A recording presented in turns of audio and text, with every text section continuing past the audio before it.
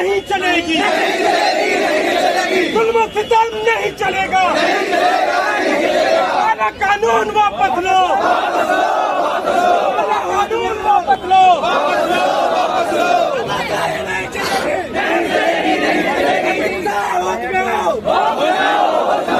कानून नहीं चलेगी। के द्वारा कि कमेटी के अंदर किस प्रकार से संविधान के साथ नाइंसाफी हो रही है, पार्लियामेंट की मर्यादा के साथ नाइंसाफी हो रही है, पार्लियामेंट के नियमों के साथ नाइंसाफी हो रही है, हमने बार बार दिखाई। और इसीलिए इस कानून जिसका उद्देश्य सिर्फ समाज में द्वेष फैलाना है कि जहां रोशनी है वहां अंधकार नहीं है, और जहां अंधकार है वहां रोशनी नहीं है, जहां डर है वहां इस्लाम नहीं है, जहां इस्लाम है वहां डर स्टेटमेंट आए। ये देश की जमीन अरुणाचल और हिमाचल में खिसक रही है जमीन, उसके ऊपर सरकार ने आके बदली है। ये सिर्फ हिंदू मुस्लिम इशू को उठाकर लड़ाकर अपनी सरकार को मजबूत करना चाहते हैं। तो मैंने कहा कि 1000 टन सोना मंदिरों के अंदर रखा हुआ है, 1000 टन सोना। अगर गरीबों से मोहब्बत है तो ये दम सोना जो है ये गरीबों में बांट दो, तो सारे हिंदुस्तान के गरीब धनवान हो जाएंगे। सिर्फ हमारे वक्त से मोहब्बत है तुम्हें। नाज़रीन आदाब, मैं हूं मुमताज आलम रिजवी और मैं बात करूंगा इस वक्त all India Muslim personal law board की। जी हां, all India Muslim personal law board की जानिब से आज जंतर मंतर पर एक बड़ा एहतजाजी मुजाहरा किया गया। जी हां, जो वक्फ अमेंडमेंट बिल 2024 है उसके खिलाफ आज all India Muslim personal law board ने एहतजाज किया, जिसमें हजारों लोगों ने शिरकत की, जिसमें हरियाणा से भी लोग आए, उत्तर प्रदेश, मगरबी उत्तर प्रदेश से खास तौर से, और दिल्ली के लोगों ने बड़े पैमाने पर, और उसके साथ साथ कई मेंबरान पार्लियामेंट, कई पार्टियों के नुमाइंदगान और उलमाए कराम, ये तमाम लोगों ने इसमें शिरकत की और अपने ख्यालात का इजहार किया। सुबह 10 बजे से ये एहतजाजी मुजाहिरा जंतर मंतर पर शुरू हुआ। वहां पे लोग जमा होने लगे, हालांकि कई मकामात पर लोगों को रोका गया, आने नहीं दिया गया, जंतर मंतर तक पहुंचने नहीं दिया गया, लेकिन जो लोग पहुंच सकते थे वो लोग वहां पर पहुंचे और उस मुजाहिरे में शिरकत की। यहाँ पे आप देखिए, जो all India Muslim personal law board के प्रेसिडेंट हैं मौलाना सैफुल्लाह रहमानी, उनके साथ साथ यहाँ पे IMCR के प्रेसिडेंट मोहम्मद अदीब, जो कि साबिक मेंबर पार्लियामेंट है, वो भी इसमें शरीक हुए। इसके साथ साथ इसमें मौलाना सैयद कल्बे जवाद नकवी साहब, वो भी जो मजलिस उलमाए हिंद के जनरल सेक्रेटरी हैं, वो, इसके अलावा शिया जामा मस्जिद कश्मीरी गेट मौलाना मोहसिन अली तकवी, वो इसमें शरीक हुए। इसके अलावा काफ़ी उलमा, जमात इस्लामी, जमीयत उलमाए हिंद और दीगर तंजीम के अलावा इसमें जो मेंबरान पार्लियामेंट हैं, समाजवादी पार्टी से मोहिबुल्लाह नदवी साहब, पप्पू यादव, इसके अलावा वहाँ पे इमरान मसूद के अलावा कई इस तरह से वहाँ पे मेंबरान पार्लियामेंट ने भी शिरकत की। सलमान खुर्शीद, जो साबिक मरकजी वजीर, वो वहाँ पे रहे। तो इस तरह से देखा जाए तो वहाँ साबिक रुकन पार्लियामेंट मोहम्मद सालिम अंसारी वो रहे, कम्युनिस्ट पार्टी से भी कई इसमें नुमाइंदगी रही। तो बड़े पैमाने पे कहने का मतलब ये है कि वहाँ पे लोगों ने शिरकत की और अपने ख्यालात का इजहार किया। समाजवादी पार्टी से धर्मेंद्र यादव भी वहाँ पर रहे। तो इस तरह से कुल मिला करके वहाँ पे एक अच्छी गैदरिंग, डॉक्टर कासिम रसूल इलियास जिन्होंने इस पूरे एहतजाजी मुजाहिरे धरने की निजामत की। तो एक रिपोर्ट है, यहाँ पे सब ने किस तरह से अपने ख्यालात का इजहार किया, क्या कहा, ये देखना जरूरी होगा। तो मैं सबसे पहले आपको दिखाता हूँ कि यहाँ पे आप देख सकते हैं कि किस तरह की भीड़ यहाँ पे जमा है। तो सबसे पहले आइए सुन लेते हैं कि लोगों ने क्या कहा, किस तरह से अपना एहतजाज दर्ज कराया। ये की मैं दिल की गहराइयों से कह रहा हूँ, इसीलिए मोदी जी से एक आग्रह, मैं ज्यादा नहीं कहूँगा। अभी लोग कह रहे थे कि ये राजनीतिक प्रोटेस्ट है। मैंने कहा मंडल का भी प्रोटेस्ट था, कमंडल का भी प्रोटेस्ट था, बीना आंदोलन था, जाट आंदोलन था, गुजरात आंदोलन था, गुजर आंदोलन थे, आरक्षण आंदोलन हुए। सभी तरह के विचार और आजादी से जीने के लोगों के लिए जब हमारे ही देश में संविधान से ऊपर कोई व्यक्ति और कोई शासन हो जाए तो मरता क्या नहीं करता। हमारे पास मरने का जज्बा है। मैंने बार बार कहा है कि जहां रोशनी है वहां अंधकार नहीं है, और जहां अंधकार है वहां रोशनी नहीं है। जहां डर है वहां इस्लाम नहीं है, जहां इस्लाम है वहां डर नहीं। मैं बहुत बात नहीं कहूंगा क्योंकि फिर कोई कुछ हो बोल देगा मेरे बारे में, बोलेगा हम मुसलमान की भाषा अच्छी बात करते हैं और सच्चाई के साथ बोलते हैं, भीतर कुछ भी नहीं रहता। मुद्दों पर चाहे एसटी एससी का सवाल हो, मैं हमेशा कहता हूं मोदी जी को मुसलमान से नफरत नहीं है। अरब में जाके वो सिर झुकाते हैं, महबूबा साहब से वो मोहब्बत करते हैं, गल्फ कंट्री से वो भीख मांगते हैं और बांग्लादेश से माफी मांगते हैं, और हिंदुस्तान के मुसलमान से इतना मोहब्बत करते हैं कि वो अपनी सियासत को जिंदा रखते हैं। वो कुछ नहीं बिगाड़ सकते किसी का, या पप्पू यादव या कोई। एक चींटी भी एक छोटा सी जाति है, उसको भी कोई कुछ नहीं कर सकता। देखो, मैंने बार बार कहा कि कोरोना आया, लोगों ने कहा साद साहब ने कोरोना ले आए, तो मैंने कहा औकात थी तो गिरफ्तार काहे नहीं कर ली? आज तक क्यों गिरफ्तार नहीं हुए? इसीलिए आपके जो मुद्दे हैं, चाहे जितने मुद्दे होते हैं, एनआरसी हो, सीए हो, कुछ भी हो, एक जो मेरी समझ है सच्चाई के साथ मैं सदन में मजबूती के साथ सड़क से लेकर सदन तक उठाता हूं।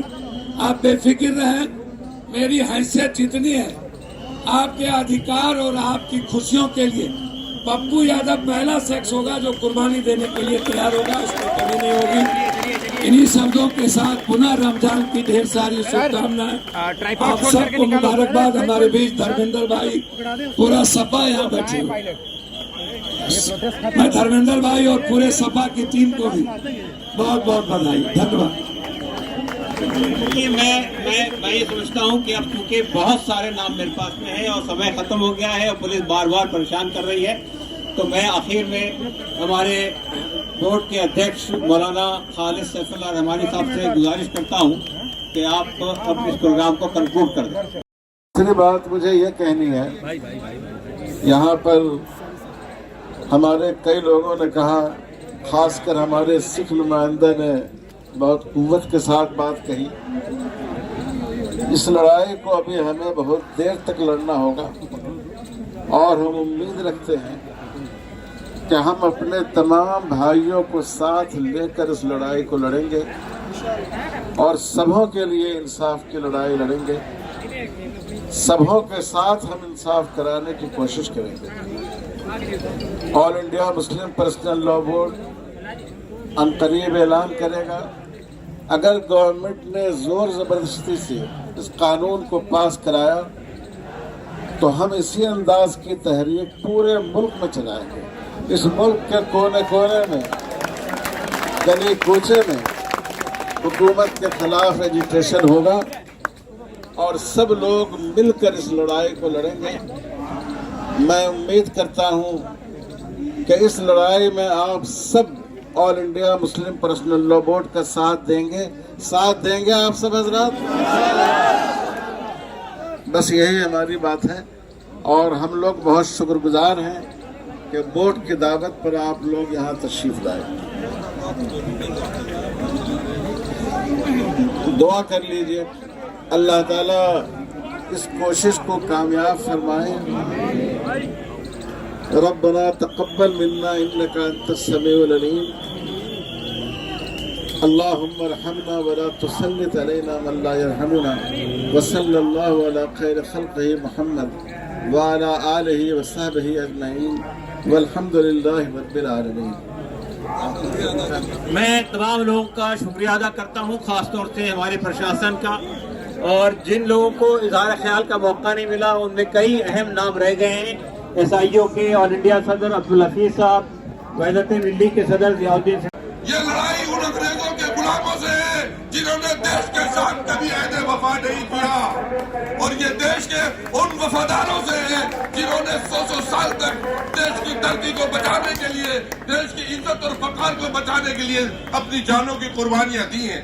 लेकिन मैं एक मशकूर भी हूँ, मोदी सरकार और RSS का मशकूर भी हूँ, शुक्रिया भी अदा करता हूँ कि उन्होंने देश की सोई हुई आवाम को जगाने का काम किया है। अब बात असल मुद्दों पर होगी, लड़ाई झगड़े की बात नहीं है। ये होली के अवसर पर बहुत लोगों ने चाहा, लेकिन कामयाबी नहीं मिली, इसलिए कि हिंदू मुसलमान अब ये चाहते हैं कि इत्तेहाद के साथ, मोहब्बत और भाईचारे के साथ मुद्दों पर देश की तरक्की के लिए बात होगी। अब नफरत की सियासत इस मुल्क में बंद होगी, और वक्फ बोर्ड एक बड़ा इशू है, इस पर हम सब लोग, सारे हिंदू मुसलमान सिख ईसाई सब मुत्तहिद हैं। अगर हिंदू इंडोमेंट में किसी क्रिश्चियन का दाखिला नहीं हो सकता, हत्या के मामले ये है कि हमारे दलित भाइयों को भी दाखिला नहीं मिलता है, मंदिर ढोए जाते हैं, तो आप कैसे मुस्लिमों को वक्फ बोर्ड में शामिल कर रहे हो? आर्टिकल 26 का उल्लंघन कर रहे हो, इसको बर्दाश्त नहीं किया जाएगा। मैं अपनी बात को खत्म करता हूँ, बहुत शुक्रिया। बहुत शुक्रिया। जो CPI के मेंबर पार्लियामेंट है पी संतोष जी, उनसे गुजारिश करता हूँ कि वो अख्तिसार से अपनी बात रखें, संक्षेप तक बात रखें। हमारे पास में चंद लोग रह गए हैं, बहुत अख्तिसार से बात होगी। साथियों, here to explain my party's CPI, Bharatiya Communist Party's full front support to fight against this bill. CPI already expressed its position very clear. हम एक हिंदू मुसलमान ऐसा किसी समस्या नहीं है, यह देश की धर्मनिरपेक्षता की समस्या है, सेकुलरिज्म का समस्या है। साथ लड़ेंगे हम, कहीं न कहीं एक बिल को हटा देंगे, इसलिए हम साथ हैं पूरा देश में। ये देश का जनता का और देश का भविष्य का सवाल है, सिर्फ मुसलमान जनता का सवाल नहीं है, सभी का सवाल है, देश का भविष्य का सवाल है। साथ लड़ेंगे और रहेंगे। और हमारा नेता हफीज पाशा जी ने अपना बढ़िया भाषण में सारा डिटेल्स बताया होगा। मैं आपके साथ हूँ, समर्थन देता हूँ। हम सदन का अंदर भी जितना कर सकता उतना करके इसको हटाने के लिए कोशिश करेंगे। बहुत बहुत धन्यवाद। बहुत शुक्रिया जनाब। मैं अभी 2-3 लोग रह गए हैं। मैं अभी मौलाना मोहम्मद अली मोहसिन तकवी साहब से गुजारिश करता हूँ कि वो भी इख्तिसार तक बात रखें।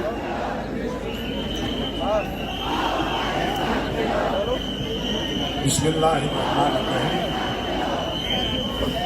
हज़रात, आपके इस जोश और जज्बे को देखते हुए मैं भरपूर एतमाद और यकीन के साथ कह सकता हूँ कि कामयाबी आपके कदम चूमने जा रही है। जो आपका जोश ईमानी है कि जो आपको यहाँ लेके आया, वरना माह मुबारक रमज़ान में रोज़े की हालत में आपसे अगर ये कहा जाता कि आप महंगाई के खिलाफ आंदोलन में जो है धरना देने के लिए चलिए, आप कभी नहीं आने वाले थे। आपसे, हालांकि ऐसा नहीं है कि ये महंगाई जो है वो मसला नहीं है, बहुत बड़ा मसला है। और सरकार की देखिए जहाँ तक जो यानी पॉलिसी है कि मुसलमानों की ज़मीनों को, मुसलमानों की मस्जिदों को छीन लें, वही एक उसका एक अहम मकसद ये भी है कि उसकी नाकामियाँ जो हैं वो इस तरह के मुद्दों से जो है वो छिपाई जा सके। ये सिर्फ इसी मकसद के लिए तो बहरहाल ये हमारे ईमान से जुड़ा हुआ मसला है और हमारे यकीन से जुड़ा हुआ मसला है। देखिए, ये मस्जिदों के एहतराम, बारगाहें और दरगाहों का तक़द्दुस, उसकी जंग है। लिहाजा हमारे ईमान की जंग है, और हम जब तक इस जंग को कामयाबी के साथ सर नहीं कर देंगे उस वक्त तक खामोश भी नहीं बैठेंगे।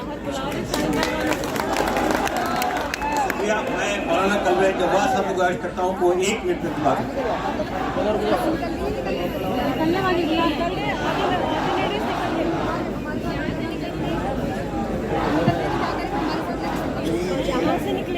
बस खड़ी है, हाँ तो वही पूछे, बस खड़ी है ना।